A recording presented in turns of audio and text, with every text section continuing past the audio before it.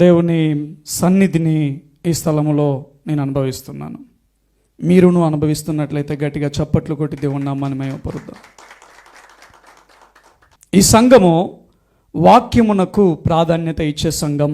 దయచేసి గమనించండి, నేను ఇక్కడికి వచ్చింది మిమ్మల్ని సంతోషపెట్టడానికి కాదు కానీ, మీకు వినసొంపైన వాక్యము చెప్పడానికి కాదు కానీ, అబ్బాలే చెప్పాడండి అని చప్పట్లు కొట్టించుకోవడానికి కాదు కానీ, దేవుడు మీ మేలు కొరకు, నా మేలు కొరకు, బేతేలు సంఘం మేలు కొరకు, అభివృద్ధి కొరకు ఏ వాక్కునైతే సిద్ధపరిచి ఉన్నాడో ఆ వాక్కును మాత్రమే అందించడానికి వచ్చాను.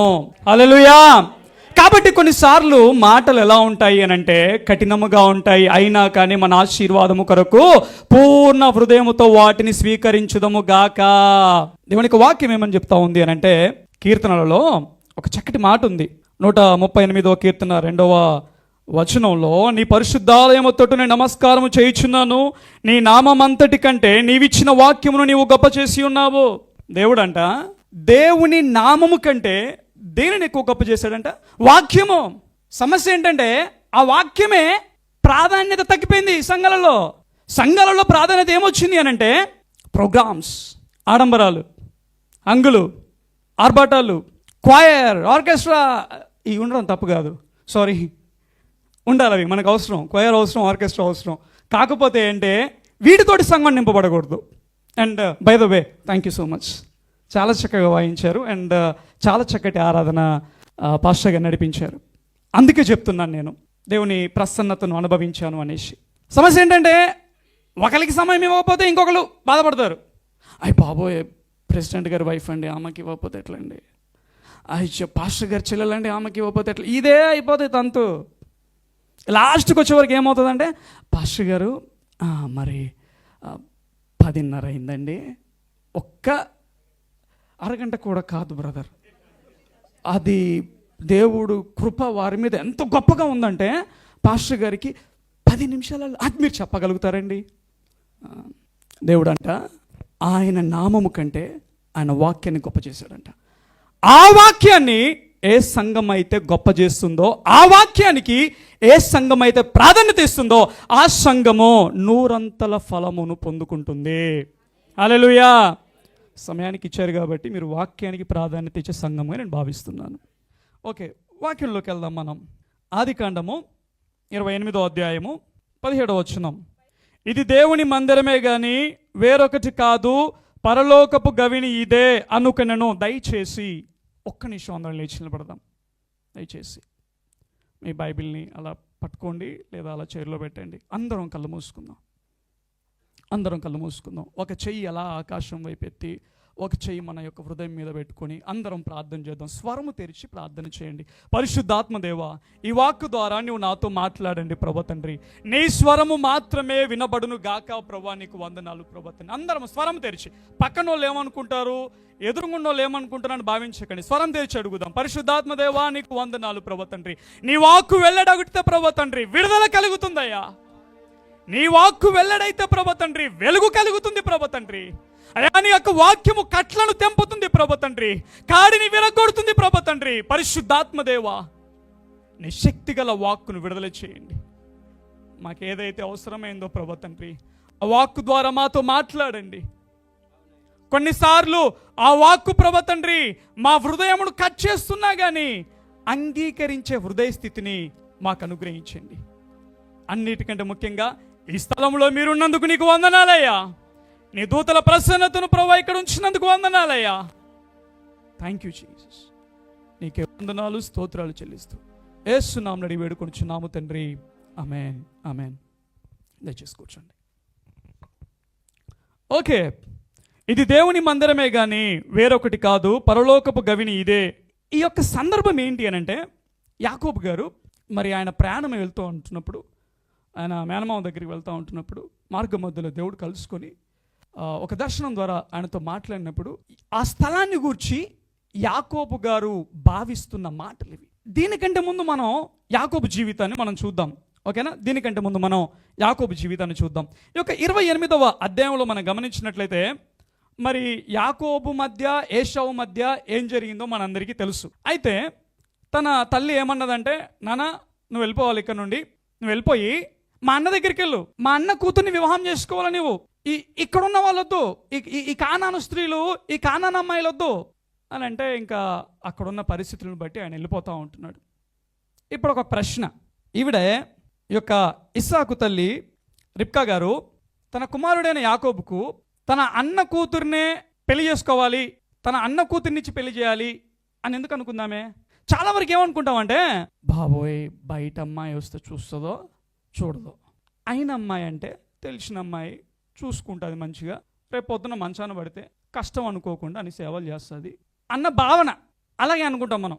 కానీ ఇక్కడ గమనించినట్లయితే ఆమె ఏదో అయిన అమ్మాయనో, నా అన్న కూతురనో లేదా తమ్ముడు కూతురనో అన్న ఉద్దేశంతో ఆమెను వివాహం చేసుకో అని చెప్పట్లేదు. ఈమె ఉద్దేశం ఏంటి అని అంటే, వారు యెహోవా నామమును ఎరిగిన వారు. ఎందుకు అనంటే, మనకు ముందు అధ్యాయంలో మనం గమనించినట్లయితే ఈ యొక్క 24వ అధ్యాయంలో 50వ వచనంలో మనం గమనించినట్లయితే, లాబానును బెతూయేలును ఇది యెహోవా వలన కలిగిన కార్యము. ఈ లాబాను బెతూయేలు యెహోవా వలన కలిగిన కార్యం అని అంటూ ఉంటున్నారు వాళ్ళు. అంటే యెహోవా నామమును ఎరిగిన వారు వాళ్ళు, యెహోవా నామం పెట్టబడిన వారు వాళ్ళు. సో కాబట్టి ఆమె ఏమంటుందంటే, నువ్వు వెళ్ళి అక్కడెళ్ళి యెహోవా నామం పెట్టబడిన వారి బిడ్డను నువ్వు వివాహం చేసుకోవాలా. దయచేసి గమనించండి, ఈరోజు మన క్రైస్తవ కుటుంబాలలో కుమారుడికి వివాహం చేయాలనుకోండి, ఫస్ట్ చాలా తల్లులు ఆలోచించే ఆలోచన ఏంటి? బాగా చదువుకుంది, ఓ వండర్ఫుల్, మంచిది నాన్న, సంతోషం. నెక్స్ట్ వచ్చే క్వశ్చన్ ఏంటి? ఎంత ఇస్తారు, ఎంత ఇస్తారు, వెనక ఎంత వేసినారు? దయచేసి గమనించండి, తప్పుగా భావించకండి. ఈరోజు చాలా వివాహ వ్యవస్థ సంఘములో కూలిపోవడానికి గల కారణం ఏంటి అని అంటే, సంఘము అన్ని వ్యవస్థలకు వెలుగుగా ఉండాలి. అది ఏ వ్యవస్థ అయినా కానీ వెలుగు ఎవరు అని అంటే సంఘమే. సంఘము లోకమును ప్రభావితం చేయాలి. లోకములో వివాహ వ్యవస్థ కూలిపోతా ఉంటుంటే లోకపు ఆ వివాహ వ్యవస్థ సంఘములోని వివాహ వ్యవస్థను చూడాలా. అరే వీరు ఎంత చక్కగా ఉంటున్నారు, వీరు ఎంత చక్కగా అన్యోన్యంగా ఉంటున్నారు, వివాహం అయ్యి ఎన్ని సంవత్సరాలైనా కానీ ఆ స్పార్క్ తగ్గలేదు. అది దేవుడిచ్చింది, అది సంఘం చూడగలగాల, లోకం చూడగలగాల. కానీ ఈరోజు సంఘములోనే వివాహ వ్యవస్థ కూలిపోవడానికి గల కారణం ఏమిటి అని అంటే, దైవికమైన గైడెన్స్తో కాకుండా ఏంటోళ్ళు ఎంత ఇస్తారు అన్న ప్రశ్నలతోటి వివాహాలు ప్రారంభించడంతోటి సమస్యలు ఏర్పడుతూ ఉంటున్నాయి. ఈమె ఏం చూస్తుంది, తల్లి ఏం చూస్తుంది? వారు యెహోవా నామము పెట్టబడిన వారు. దయచేసి గమనించండి, ఇక్కడ యవనస్తులు ఉన్నారు, వివాహమైన వాళ్ళు ఉన్నారు, వివాహం చేసుకోబోయే వాళ్ళు ఉన్నారు, ఇక్కడ తల్లులు ఉన్నారు, కొడుకులకు కూతుర్లకు వివాహాలు చేసేవారు ఉన్నారు. మీరు ఆశీర్వాదకరంగా ఉండాలి అని అంటే, మీ బిడ్డలు ముందు ఆశీర్వాదకరంగా ఉండి అనేకులకు ఆశీర్వాదకరంగా ఉండాలి అని అంటే, ప్రభావితమైన వివాహ జీవితాన్ని కలిగి ఉండాలి అని అంటే, చూసే మొట్టమొదటిది ఏంటి అని అంటే ఆత్మీయత ఏంటి, ఆత్మీయత ఏంటి. నిజంగా చెప్తున్నాను, ఆత్మీయత చూసారా అన్నీ సెట్ అయిపోతాయి. హల్లెలూయా. సో ఇక్కడ గమనించినట్లయితే ఆ రకంగా ఆయన ముందుకెళ్ళాక ఆయన మార్గంలో వెళ్తా ఉంటుంటే ఆయనకి దర్శనం వచ్చేసింది. దర్శనం వచ్చినప్పుడు ఇది మనందరికీ తెలిసిందే. మరి ఇక ఆ నిచ్చెనను చూశాడు, మరి దేవుడు ప్రత్యక్షమవుతాడు, దేవుడు యాకోబుతో మాట్లాడాక యాకోబు రియాక్షన్ చూడండి. యాకోబు రియాక్షన్ ఏంటంటే, బాబోయ్ ఇది దేవుని మందిరమే కానీ వేరొకటి కాదు, పరలోకపు గవిని ఇదే అనుకునేను. అయితే ఆ ప్లేస్లో ఒక రాయి పెడతాడు, నూనె పోస్తాడు, ఆ స్థలాన్ని అభిషేకిస్తాడు. ఆ స్థలానికి ఏమని పేరు పెడతాడు? బేతేల్ అని పేరు పెడతాడు. పేరు పెట్టాక ఆయన ఒక ప్రార్థన చేస్తున్నాడు. ఏమని? 20వ వచనం నుండి మనం చదువుదాం. యాకోబు, నేను తిరిగి నా తండ్రి ఇంటికి క్షేమముగా వచ్చినట్లు దేవుడు నాకు తోడయుండి నేను వెలుచున్న ఈ మార్గములో నన్ను కాపాడి తినుటకు ఆహారమును ఆమేన్. అక్కడికి వెళ్ళాక పరిస్థితులు ఎలా ఉంటాయో తెలియదు. తల్లి అయితే పంపించింది, నువ్వు వెళ్ళిపెట్టా అన్ని సెట్ అయిపోతాయి, అక్కడికి వెళ్ళాక మామ అంత మంచి చూసుకుంటాడు అనేసి పంపించింది. అక్కడికి వెళ్ళాక ఆయన ఎలా ఉంటాడో తెలియదు, అక్కడ పరిస్థితులు ఎలా ఉంటాయో తెలియదు. అంత ప్రశ్నార్థకం, ఒక పెద్ద క్వశ్చన్ మార్క్ తోటి బయలుదేరాడు ఈయన. దేవుడు కలుసుకున్నాడు, దేవుడు బలపరిచాడు, దేవుడిని ఎదుర్కొన్నాడు, అప్పుడు ప్రార్థన చేసుకుంటున్నాడు. అప్పటి వరకు ఈయన దేవుడు, తన తండ్రి దేవుడు, తన పితరుల దేవుడు, మొట్టమొదటిసారిగా నా దేవుడు అని వ్యక్తిగతంగా యాకోబు గారు దేవుడితోటి ఎన్కౌంటర్ అవుతూ ఉంటున్నాడు. అలా కలుసుకోగానే యాకోబు గారిలో నుండి అద్భుతమైన ప్రార్థన వచ్చేసింది. ఒక మాట తెలుసా, ఈ ప్రార్థన మనం అందరం చేసాం. అంటే ఒక ప్రత్యేకమైన స్థలములో, ఒక ప్రత్యేకమైన అనుభవంలో ఇక్కడున్న ప్రతి ఒక్కరు చేసిన ప్రార్థన ఈ ప్రార్థన. ఏ ప్రత్యేకమైన అనుభవంలో, ఏ ప్రత్యేకమైన స్థలములో ఏమైనా చెప్పగలుగుతారా? ఈ ప్రార్థన, నేను అక్కడికి వెళ్తున్నాను, నువ్వు తోడుగా ఉంటే, తినడానికి తిండి దయచేస్తే, కట్టుకోవడానికి బట్ట దయచేస్తే, ఉండడానికి ఇల్లు దయచేస్తే, దేవా నువ్వు నాకు తోడుగుంటే నిన్ను విడిచిపెట్టను, మంచిగా దశంభాగం కూడా ఇస్తాను. ఈ కమిట్మెంట్ నిజంగా చెప్తున్నా, ఇక్కడున్న ఆల్మోస్ట్ అందరు చేసి ఉంటారు. ఎక్కడ చేసి ఉంటారంటే ఢిల్లీలో మతాషా ఏదో అంటారు కదా, అయ్యి బాబోయ్ మతాష్ రాలేదండి, మతాష్ రాకపోతే నేను మతాష్ అయిపోతానండి, జాబ్ లెటర్ ఆమె లాస్ట్ వీకే వచ్చేసింది ఆమెకు అప్పుడే 2 months నుండి ఉన్నానండి పాస్టర్ గారు. నిజంగా చెప్తున్నా, అప్పుడు వస్తుందండి ప్రార్థన. మామూలు ప్రార్థన కాదు అది. నేను ఢిల్లీలో ఉన్నప్పుడు ఆ హోటళ్ళలో ఎంత ప్రార్థన తెలుసా, అసలు బలమైన ప్రార్థన, ఏడుపులే. సాయంత్రం అయిందంటే ఆ క్వీన్ ప్యాలెస్ హోటల్లో సాయంత్రం అయిందంటే అందరూ కూడుకొని అసలు ఎంత పాటలు, ఆరాధన, ఎక్కడ లేని ఉద్యోగం అంతా క్వీన్ ప్యాలెస్లోనే ఉండేది. చక్కగా నిజంగా చాలా హానెస్ట్ ప్రేయర్స్ అవి, వేదనతో కూడిన ప్రార్థనలు అవి, కన్నీటితో కూడిన ప్రార్థనలు అవి. సేమ్ ప్రేయర్ ఈయన చేస్తున్నాడు ఇక్కడ. ఇజ్రాయెల్ అంటున్నారు, దేవా అడిగిపోతే ఎటువంటి ఎంప్లాయర్ దొరుకుతాడో తెలియదు, ఫుడ్ వండుకొని ఇస్తారో వండుకొనిరో తెలియదు. ఆ లోపు మనోళ్ళు కొంతమంది ఫోన్లు చేస్తూ ఉంటారు, కొంతమంది ఏమో పర్లేదు బాగానే ఉంటుంది అని అంటారు, ఇంకొంతమంది ఏమో బాబోయ్ మామూలుగా ఉండదు. నిజంగా చెప్తాను, ఆయన ప్యాకప్ వెళ్ళిపోవాలా, అంత చక్కగా మనల్ని ఎంకరేజ్ చేస్తారు. ఇవన్నీ వింటూ ఉంటుంటే మనకు ఒక క్వశ్చన్ మార్క్, బాబోయ్ ఎట్లాంటి వాళ్ళు దొరుకుతారో, ఎలా ఉంటుందో. అటువంటి ప్రశ్నార్థకమైన పరిస్థితుల్లో వస్తుందండి ప్రార్థన, చక్కటి ప్రార్థన. ఆ ప్రార్థన చేస్తున్నాడు అయ్యగారు యాకోబు గారు. దేవుడు ఆయన ప్రార్థన విన్నాడు. దేవుడు ఆయన ప్రార్థన విన్నాక చాలా అద్భుతంగా ఆశీర్వదించాడు. ఎంత అద్భుతంగా ఆశీర్వదించాడు అని అంటే ఆయన ఒక మాట అంటాడు. ఏమంటాడంటే 32వ అధ్యాయంలో 10వ వచనంలో చదవండి అమ్మా. నేనేమంటా ఉంటున్నాడంటే, నేను వెళ్ళేటప్పుడు దేంతో వెళ్ళాడంట, చేదికర్రతోటి వెళ్ళినాడు. వచ్చేటప్పుడు 2 గుంపులుగా వస్తున్నాడు. హల్లెలూయా. వచ్చేటప్పుడు ఒక సూట్ కేసుతో వచ్చానండి. దేవుడి మహాకృపను బట్టి శాలరీ, వర్క్ పర్లేదు, దేవుడు ఆశీర్వదించాడు కదా. ఏమండి, అవునా? హల్లెలూయా. ఏం కాదు, ఇంకెవరికైనా ప్రాబ్లమ్స్ ఉన్నా కానీ, ఇంకేదైనా ఇంట్రెస్ట్లు కట్టుకోవాలన్నా కానీ అన్నీ దేవుడు తీసేస్తాడు. హల్లెలూయా. ఆ రకంగా యాకోబు గారు ఆశీర్వదింపబడ్డాక ఈయన ఒక మాట, ఒక ప్రార్థన చేస్తూ ఉంటున్నాడు.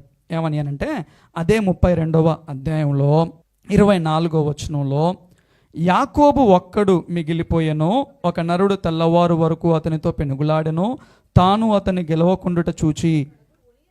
ఎస్, ఇక్కడ గమనించండి, నీవు నన్ను ఆశీర్వదించితేనే కానీ నిన్ను పోనీయను దేవా అని యాకోబు అంటా ఉంటున్నాడు దేవునితో పెనుగులాడుతూ, నువ్వు నన్ను ఆశీర్వదించితే తప్పితే నేను నిన్ను పోనివ్వను. ఒక ప్రశ్న, ఇంతకుముందుకు ఏమన్నాడు, కర్రతోటి వెళ్ళాను, ఒంటరిగా వెళ్ళాను, ఇప్పుడు 2 గుంపులుగా వస్తున్నాను, మేకలు ఉన్నాయి, గొర్రెలు ఉన్నాయి, పని వాళ్ళు ఉన్నారు, ఒక కుటుంబంగా ఏర్పడ్డాడు, చక్కటి సమృద్ధిలో ఉన్నాడు. ఈ యాకోబు యొక్క మేనమామ యాకోబును ఎన్నిసార్లు మోసం చేయాలని చూసినా గానీ అంతకంతకు యాకోబు అభివృద్ధిని పొందుకుంటున్నాడు, ఆశీర్వాదాన్ని పొందుకుంటున్నాడు. యాకోబు యొక్క మామకి, యాకోబు యొక్క బామర్దులకి ఒక భయం కలిగింది. ఏంటి అని అంటే, యాకోబు ఎడల దేవుడు కార్యం చేస్తున్నాడు రా, దేవుడు యాకోబుకు తోడుగా ఉన్నాడు కాబట్టి ఇంతగా ఆశీర్వదింపబడ్డాడు. ఒంటరిగా వచ్చాడు, 2 గుంపులుగా వెళ్తున్నాడు. ఇప్పుడు చెప్పండి, ఇది ఆశీర్వాదం కాదా? అవునా కాదా? ఆశీర్వాదమే. మరి ఆశీర్వదింపబడిన వాడు, సమృద్ధిని పొందుకున్న ఈ యాకోబు దేవుడితో ఫైట్ చేస్తూ ఏమంటున్నాడు, నీవు నన్ను ఆశీర్వదించితేనే కానీ నిన్ను పోనీయను. ఇదేంటి మళ్ళీ, ఇదేం ఆశీర్వాదము? ఎస్, దేవుడు ఈయన అయా నువ్వు నన్ను ఆశీర్వదించు అని అంటే దేవుడు ఏం క్వశ్చన్ అడిగాడు? ఈయనేమో నువ్వు నన్ను ఆశీర్వదించు అని అడుగుతున్నాడు. దేవుడు ఏమంటున్నాడు, నీ పేరేంటి? పేరుకి ఆశీర్వాదానికి సంబంధం ఏంటి? క్వశ్చన్ తెలుసా? మన నామము దేనిని సూచిస్తుంది అని అంటే, మన పేరు దేనిని సూచిస్తుంది అని అంటే మన క్యారెక్టర్ని సూచిస్తుంది. యూదా అన్నాం అనుకోండి, ఎవరు గుర్తొస్తారు? ఇస్కరియోతు యూదా. ఏం గుర్తొస్తుంది? మోసం. సంసోను అన్నాం అనుకోండి, ఏం గుర్తొస్తుంది? సంసోను అనగానే పర్యాయపదంగా వెంటనే గుర్తొచ్చేది ఎవరంటే దెలీలా. అంటే ఏంటి అని అంటే నామము అనేది మన క్యారెక్టర్ని సూచిస్తుంది. అందుకే దేవుడు యెషయా గ్రంథంలో అంటాడు, నూతన భూమి నూతన ఆకాశంలోకి రెండే వెళ్తాయి, ఒకటి నామము, ఒకటి సంతతి. అయితే నామము అంటే ఏంటి అని అంటే క్యారెక్టర్. ఇప్పుడు ఈయన ఏమంటున్నాడు? నన్ను ఆశీర్వదించు అనగానే ఈయన ఏమంటున్నాడు? దేవుడు ఏమడుగుతున్నాడు? నీ పేరేంటి అని అడిగాడు. ఎందుకు అడిగాడంటే ఈ అయ్యగారికి సేమ్ అదే క్వశ్చన్ ఒకలేసినారు. యాకోబు గారికి సేమ్ ఇదే ప్రశ్న ఒకరేశారు. ఎవరు? ఆయన తండ్రి వేసినాడు. ప్లేట్ చేతిలో పట్టుకోగానే, ఏం నాయనా, ఎవరు నువ్వు? నానా నేను ఏశావును. దొంగ అబద్ధం ఆడాడు. ఇప్పుడేమంటున్నా? అదే ప్రశ్న దేవుడు అడుగుతున్నాడు. దేవుడు ఏమంటున్నాడు? అడుగుతుంటే నీ పేరేంటి అనగానే ఇప్పుడు అంటున్నాడు, అయా యాకోబు. దేవుడు అంటాడు, ఇప్పుడు నువ్వు ఆశీర్వదింపబడిన వాడు. హల్లెలూయా. ఆశీర్వాదము అంటే ఏంటి అని అంటే చేంజ్ ఆఫ్ ఎ క్యారెక్టర్, ప్రవర్తన మార్చబడము, హృదయములో లోతైన కార్యము జరగడము. యాకోబు దేవుడిని ఆశీర్వదించు దేవా అని ఎందుకు అడిగాడు అని అంటే ఆయన వస్తుపరంగా డబ్బు పరంగా ఎంత ఉన్నతమైన స్థానంలో ఉన్నా కానీ తనలోకి వెళుతుంది. This is not a blessing. ఇది కాదు ఆశీర్వాదం అంటే. ఆశీర్వాదం అనేది ఇంకా లోతైన కార్యం, అంతరంగంలో జరిగే బలమైన కార్యం, దేవుని సన్నిధిని శక్తితోటి అభిషేకముతోటి అనుభవించగలిగే అనుభవం. And that's what a true blessing is. అది గ్రహించాడు యాకోబు. అందుకంటున్నాడు నువ్వు నన్ను ఆశీర్వదించు అనేసి. దయచేసి గమనించండి. చూడండి, ఢిల్లీలో ఉన్నప్పుడు పాస్పోర్ట్ రానప్పుడు, కొన్నిసార్లు బ్లాక్ స్టాంప్ పడ్డప్పుడు, ఇంటర్వ్యూ అయిపోయి రిజల్ట్ చెప్తారు అన్న వెయిటింగ్ పీరియడ్ ఉంటుంది చూడండి. బాబోయ్, ఐఏఎస్లు కూడా అంత టెన్షన్ పడరు. ఏమైందో లీస్ట్ ఉంటుందో ఉండదో. పొరపాటున ఏజెన్సీ నుండి ఫోన్ వచ్చిందంటే, మేడం ఎస్ ఫైనలీ పేరుంది అనగానే ఒక తీర్మానం చేసుకుంటాం మనం. దేవుడు ఆ తీర్మానం ప్రకారం, ఆ ప్రార్థన ప్రకారం ఇక్కడికి నడిపించాడు. దేవుడు నడిపించాక ఏ సమృద్ధినైతే మనం ఈ పాలు తేనెలు ప్రవహించే దేశంలో అనుభవిస్తూ ఉన్నాము, ఇది ఆశీర్వాదములో లీస్ట్ వన్. ఆశీర్వాదము అన్న కాన్సెప్ట్లో ఇది చాలా లీస్ట్ కాన్సెప్ట్. కానీ ఈరోజు ఆశీర్వాదం అనగానే మన క్రైస్తవ్యంలో ఏమైంది అని అంటే ఇల్లు, జాబు, కారు, మా పిల్లలు అమెరికాలో సెటిల్ అయ్యారండి, వావ్ దేవుడు ఆశీర్వదించాడు. సో ఇది ఆశీర్వాదం అన్నట్టుగా అయిపోయింది. చూడండి, దేవుడు ఇది ఇవ్వడు అని కాదు, తప్పక ఇస్తాడు. హల్లెలూయా, హల్లెలూయా. తప్పక ఇస్తాడు. ఏమీ లేని వారముగా వచ్చి రెండు గుంపులుగా తిరిగి మన భారతదేశము వెళ్ళుదము గాక. హల్లెలూయా, హల్లెలూయా. అప్పులతో వచ్చి సమృద్ధిగా దేవుడు తప్పక పంపుతాడు. అనేకులకు ఆశీర్వాదకరంగా నేను తప్పక పంపుతాడు. అది జరుగుతుంది. సమస్య ఏంటి అని అంటే అక్కడే ఆగిపోయామా లేదా పెనూయేలు అనుభవం దగ్గరికి వచ్చామా? బేతేలు దగ్గర కలుసుకున్నాడు యాకోబు గారు. బేతేలు దగ్గర కలుసుకున్నాడు దేవుణ్ణి. ఆ బేతేలు దగ్గర కలుసుకున్నాక ఇతడు పెనూయేలు అనే అనుభవానికి వృద్ధి చెందాడు. ఇక్కడున్న మనం అందరము పెనూయేలు అన్న అనుభవంలోకి వెళ్ళాలి అని అంటే మన ప్రార్థన మారాలి. హల్లెలూయా, మన ప్రార్థన మారాలి. ఇండియాలో ఉన్నప్పుడు, ఢిల్లీలో ఉన్నప్పుడు మనం చేసిన ప్రార్థన ఏదైతే ఉందో అది కాకుండా అప్పుడు మన ప్రార్థన మొత్తం ఎలా ఉండేది? దేవా, నా భర్త పరిస్థితి ఇది, నా పిల్లల పరిస్థితి ఇది, నా కుటుంబం పరిస్థితి ఇది, నా పరిస్థితి ఇది అన్నట్టుగా మన సెంటర్డ్గా ఉండేది అప్పుడు మనం చేసిన ప్రార్థన. అది తప్పు కాదు, కానీ అక్కడి నుండి నెక్స్ట్ లెవెల్కి వెళ్ళాలండి. నెక్స్ట్ లెవెల్కి వెళ్ళే ప్రార్థన ఎలాంటి ప్రార్థన అనంటే, దేవా ఇజ్రాయెల్ దేశంలో నన్ను నడిపించావు, ఇప్పుడు నేను ఈ దేశంలో ఉంటున్న నేను, సమృద్ధిని అనుభవిస్తూ ఉన్న నేను లోతైన అనుభవంలోకి వెళ్ళాలి. ఏ బేతేలులో అయితే నేను నిన్ను కలుసుకున్నానో, ఏ బేతేలులో అయితే నువ్వు నాకు దర్శనం ఇచ్చావో, అదే బేతేలు అనుభవము అనేకులు కలిగి ఉండులాగున నన్ను బలమైన సాధనముగా వాడుకోదేవా. అది ప్రార్థన. నెక్స్ట్ లెవెల్ ప్రార్థనది. హల్లెలూయా. ఇక్కడికి వచ్చే ప్రతి ఒక్కరు కూడా సంఘముగా మీరు చేయవలసిన ప్రార్థన ఏంటి అని అంటే, ప్రభా దయచేసి గమనించండి, నేను ఈ మాట ఏదో నోటి మాటకు చెప్పట్లేదు కానీ చాలా బాధతో చెప్తా ఉంటున్నాను, చాలా వేదంతో చెప్తా ఉంటున్నాను. బికాజ్ ఎందుకు అని అంటే, చాలామంది ఇక్కడికి వచ్చాక ప్రార్థన జీవితం మారిపోతుంది. ఒకలాంటి నిర్లక్ష్యం అలక్ష్యం. ప్రార్థన సంఘము అనంటే యాక్టివిటీస్కి పరిమితం అయిపోతుంది. అంటే యాక్టివిటీస్కి పరిగెడుతున్న ఆ పరుగు ప్రార్థన దగ్గర కనపడదు, వాక్యము దగ్గర కనపడదు. యాకోబు బేతేలు దగ్గర చేసిన ప్రార్థన ఏదైతే ఉన్నదో, సేమ్ అదే ప్రార్థన మనం ఇండియాలో ఉన్నప్పుడు చేసాం కదా. హృదయం మండింపబడినట్టుగా ఉండేది, కన్నీటితో చేశాము, ఉపవాసం ఉంటాము. బట్ ఆ ప్రార్థన ఇక్కడికి రాగానే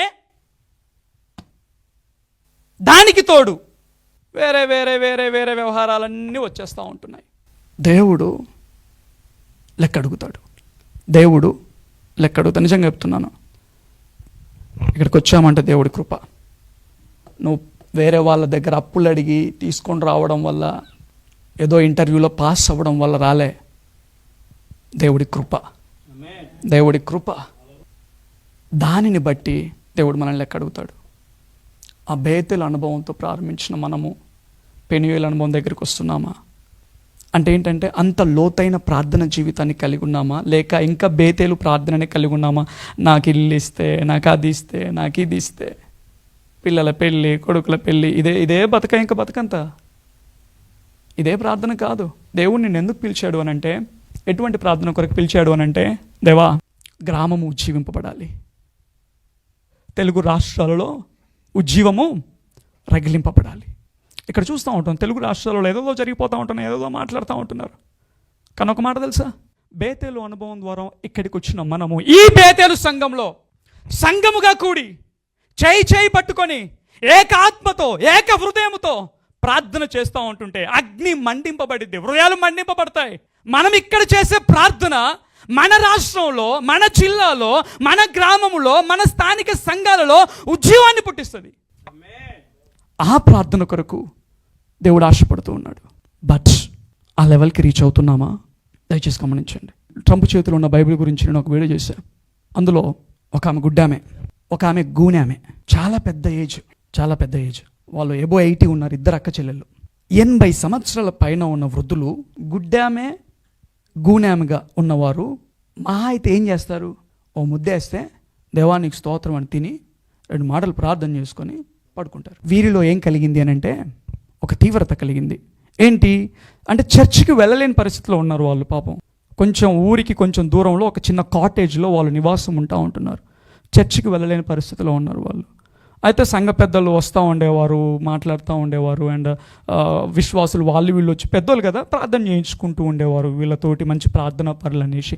వాళ్ళు వచ్చినప్పుడల్లా అడుగుతూ ఉంటారు, ఇలా అమ్మ ఏందమ్మా పరిస్థితి ఎట్లుంది, సంఘం పరిస్థితి ఎట్లుంది? అయ్య బాబు ఏముంది సంఘం పరిస్థితి, సంఘాలు చీలిపోతూ ఉంటున్నాయి, యవనస్తులు సరిగా రావట్లేరు. ఏంది ఆ మాట అనే వరకు వీరిలో ఒక వేదన కలిగింది, ఒక తీవ్రత కలిగింది. ఇద్దరు అక్క చెల్లెలు ఒక నిర్ణయం తీసుకున్నారు, ప్రార్థన చేద్దామని. ఇద్దరం నైట్ డిన్నర్ అయిపోయిందంటే 9 o'clock అలా అయిపోయిందంటే వేకుజామున 3 గంటల వరకు కూడా ప్రార్థన చేసేటోళ్ళంట.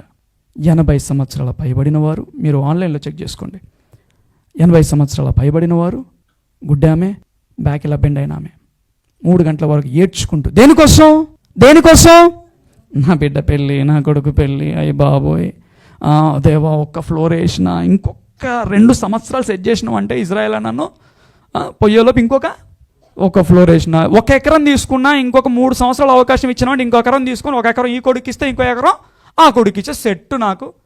ఇది కాదు వాళ్ళు చేసిన ప్రార్థన ఏంటంటే, దేవా మేము యవ్వన కాలంలో ఉన్నప్పుడు సంఘము టైం అవ్వగానే పరిగెత్తుకుంటూ వచ్చేవారు, వస్తూనే భక్తితో తల కప్పుకొని వచ్చేవారు, యవనస్తులు అన్నిట్లో ముందుండేవారు. ప్రభా సంఘం సన్నగిల్లిపోతుంది, ఆత్మ ఆరిపోతుంది, తీవ్రత తగ్గిపోతుంది అని ఈ ఇద్దరిలో వచ్చిందండి భారం. ప్రేర్ చేసుకుంటుంటే దేవుడు వీళ్ళకు ప్రేరేపణ ఇచ్చాడు. ఏమనంటే, సంఘ పెద్దల్ని పిలవండి అనేసి. అయితే ఏం జరిగింది అని అంటే, అందరూ వచ్చేస్తే ఈ సంఘ పెద్దలు వీళ్ళు అనుకోలేదు, ఏం ముసలోళ్ళకి ఏం పని పడలేదు, ఏందవ్వా ఏంటంటే, నాన్న ప్రార్థన చేయాలి. ప్రార్థన చేస్తూ వస్తారా యూత్ సంఘానికి రావాలంటే ఏం కావాలా? ఇక్కడ పొగలు రావాలా, ఇక్కడ లైట్లు ఉండాలా, ఇక్కడ పొగలు రావాలా, మొత్తం అసలు ధూమ్ ధామ్ ఉండాలా. అవా మీకు తెలియదు పాస్టర్ గారు, మీకు తెలియదండి, మీరు అవుట్డేటెడ్. అప్డేట్ అవ్వాలి. అప్పుడు వచ్చారు, ఇప్పుడు రారు. ఇప్పుడు అంత ట్రెండ్ వేరు. ఏ కాలాలు మారినా ఈ ట్రెండ్ నమ్ముకున్నోడు మండింపబడతానే ఉంటాడు. హల్లెలూయా. ఈ పెద్దలు వాళ్ళని ఆ రకంగా అనకుండా, ఓకే అమ్మ ప్రార్థన చేద్దాం, కలిసి ప్రార్థన చేస్తున్నారు. అలా ప్రార్థన చేస్తున్నప్పుడు దేవుని ఆత్మ వారి మీద దిగొచ్చింది. అందరూ దేవుని శక్తిని, అభిషేకాన్ని అనుభవించారు. అక్కడున్న యవనస్తులందరూ, సంఘ పెద్దలందరూ, పాస్టర్ గారితో సహా దేవుడి ఆత్మ వారి మీద అలా కుమ్మరింపబడింది. అయితే ఈ అవలకు దేవుడు ఒక ప్రేరేపణ ఇచ్చాడు. పలానా పాస్టర్ ఒక ఆయన వస్తాడు, ఆయన్ని పిలవండి అనేసి. ఆ పాస్టర్ గారిని ఒకరోజు పిలిచి, ఆయన రావడం ఒక పెద్ద అద్భుతం. అది పిలిచి వాళ్ళ చర్చిలో మీటింగ్ పెడితే, దాని తర్వాత ఏం జరిగింది అని అంటే, మీటింగ్ అయిపోయే లోపు బయటికి వెళ్ళి చూస్తే జనాలందరూ నీళ్ళు డౌన్ చేసి రొమ్ము కొట్టుకుంటూ ప్రార్థన చేస్తున్నారు. ఒక యవనస్తులు పక్కనే క్లబ్ డ్యాన్సులు చేస్తుంటే ఆటోమేటిక్గా వారిలో ఒక భయం కలిగిందంట. అది మానేసి చర్చి దగ్గరకు వచ్చి ప్రార్థన చేస్తూ ఉంటున్నారు. దాని తర్వాత ఆ ఉద్యమము ఈ గ్రామానికి కాదు, చుట్టుపక్కల గ్రామాలన్నిటికీ పాకింది. ఎంత అద్భుతంగా అయింది అని అంటే, రోడ్ల మీద, పోలీస్ స్టేషన్ దగ్గర ప్రార్థన చేస్తున్నారు, హాస్పిటల్ దగ్గర ప్రార్థన చేస్తున్నారు, మెయిన్ రోడ్ల మీద సైడ్లకి నీళ్ళు డౌన్ చేసి ప్రార్థన చేస్తున్నారు. హల్లెలూయా. ఈ ఉజ్జీవానికి గల కారణం ఏమిటి అని అంటే, ఇద్దరు ముసలోళ్ళు వేదనతోటి, భారముతోటి ప్రార్థన చేయడం వలన వారి ప్రాంతమే కంపింపబడింది, క్రీస్తు కొరకు పట్టబడింది. దేవుని యొక్క వాక్యం ఏమని తెలియజేస్తా ఉందంటే, మనమనంట యేసు నామములో పట్టణములను పట్టుకుంటామంట. హల్లెలూయా. ఇటువంటి ప్రార్థనాత్మను కలిగినప్పుడు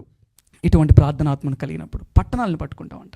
దయచేసి గమనించండి, మన ప్రార్థన పెళ్ళిళ్ళు వాటివి ఇవన్నీ కాదు. నా కొడుకులు, నా బిడ్డలు నీ కొరకు నిలబడాలయ్యా, నీ ఆత్మచేత నింపబడాలయ్యా. నా కోడలు, నా అల్లుడు అమెరికాలో ఉన్నారు, అక్కడ ఉన్నారు, ఇక్కడ ఏడున్నా నో ప్రాబ్లం అయ్యా, నీ ఆత్మచేత నింపబడాలి. ఇది నెక్స్ట్ లెవెల్ ప్రేయర్.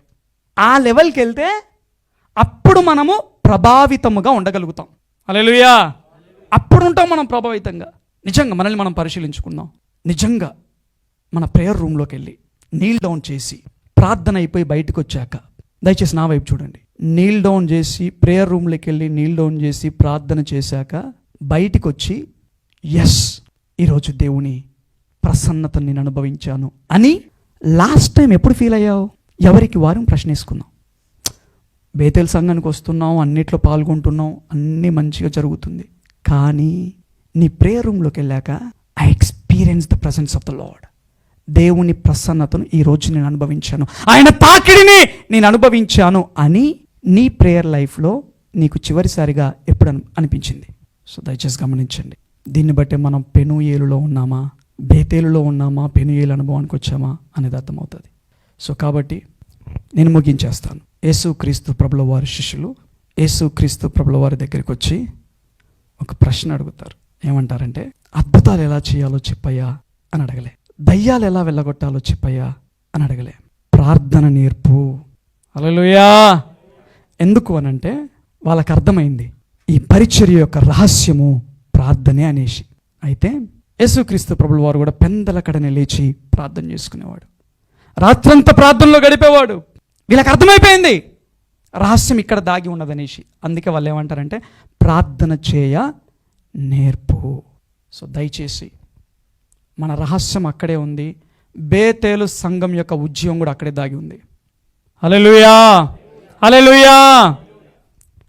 మనమందరము, ఈ బేతేలు సంఘంలో ఉన్న మనమందరము, మన ప్రార్థన జీవితం ఎక్కడికి వెళ్ళాలంటే, భారతదేశంలో ఉన్నవారైనా ప్రపంచ నలుమూలలో ఉన్నవారైనా కానీ అంత్యకాల ఉజ్జీవంలో భాగమవు నిమిత్తము అనేకులు యాకోబు బేతేలులో క్రీస్తును కలుసుకున్న విధముగా అనేకులు ఆ బేతేలు అనుభవంలో వ్యక్తిగతముగా వారు క్రీస్తును కలుసుకొని పెనూయేలు అనుభవమునకు వెళ్ళే విధముగా నీ ప్రార్థన, నా ప్రార్థన పునాదిగా ఉండాలి. అది ఎక్కడ ప్రారంభించబడాలి అని అంటే, ఈ బేతేలు సంఘంలో ప్రారంభించబడాలి.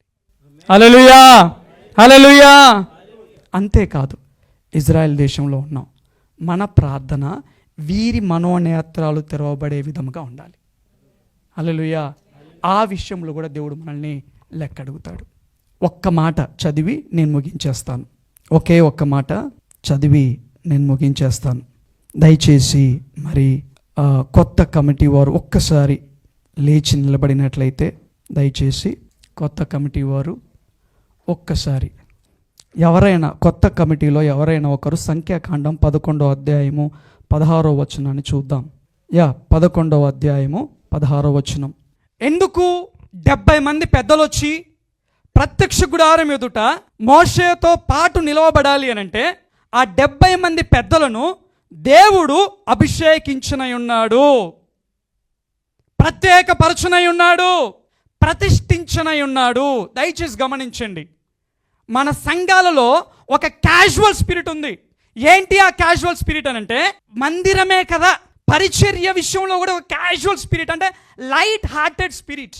దయచేసి గమనించండి, సంఘంలో దేవుడి ప్రసన్నత నిలిచి ఉండు స్థలములో అందరము ఒక సంఘముగా కూడుకుంటున్నప్పుడు చేసే పరిచర్యలో కీబోర్డు వాయించాలన్నా, ప్యాడ్స్ వాయించాలన్నా, అక్కడ అవి ఆపరేట్ చేయాలన్నా కానీ, చీపురు పట్టుకొని ఊడ్చాలన్నా కానీ భయముతో చేయాలి, వణుకుతో చేయాలి. This is the presence of the lord. దేవుడి సన్నిధి, దేవుడి పని ఇది. మన ఇంట్లో పని వంటిది కాదు. భోజనాలు వడ్డిస్తూ ఉన్నా కానీ ఏదో క్యాటరింగ్ లో వడ్డిస్తున్నట్టుగా భావించకూడదు. ఇది ప్రాముఖ్యమైనది, ప్రతిష్ఠతతో కూడింది. ప్రత్యక్ష గుడారంలో చెంచాలు పట్టుకోవాలన్నా కానీ ఆ ప్రతిష్ఠత లేకపోతే ఎవడు ముట్టుకోకూడదు. దేవుడు తన ఇంటిని గూర్చి, తన ఇంటిని గూర్చిన పనిని గూర్చి అంత సీరియస్గా ఉన్నాడు. నేను పెద్దల గురించి మాత్రమే మాట్లాడట్లేదు, ఇక్కడ కూర్చున్న ప్రతి ఒక్కరి గురించి మాట్లాడుతూ ఉంటున్నాను. చాలామంది పాట పాడండి అన్నారు అనుకోండి, మిమ్మల్ని గురించి చెప్పట్లేనండి, మీరు చక్కగా పాడారు. ఇప్పుడు వచ్చినానండి, పాడతారు. హల్లెలూయా స్తుతి మహిమా దేవుడు. భయంతోటి, వణుకుతోటి దేవుడు చూస్తున్నాడు. ఇచ్చిన చిన్న పనిలో నమ్మకంగా ఉంటే అద్భుతంగా హెచ్చిస్తాడు ఆయన, అద్భుతంగా హెచ్చిస్తాడు ఆయన, ఊహించని విధంగా హెచ్చిస్తాడు ఆయన. అయితే ఈ పెద్దలంతా ఎక్కడుండాలి, ఎక్కడ నిలబడాలి వాళ్ళు చెప్పండి? ఈ పెద్దలు వాక్యంలో చూసి చెప్పండి. ప్రత్యక్ష గుడారపు ఎదుట. ఎవరితో పాటు నిలబడాలి? ఎవరితో పాటు? మోషేతో పాటు. అయ్యగారు, మోషే గారు నిలబడతారండి? ఎస్.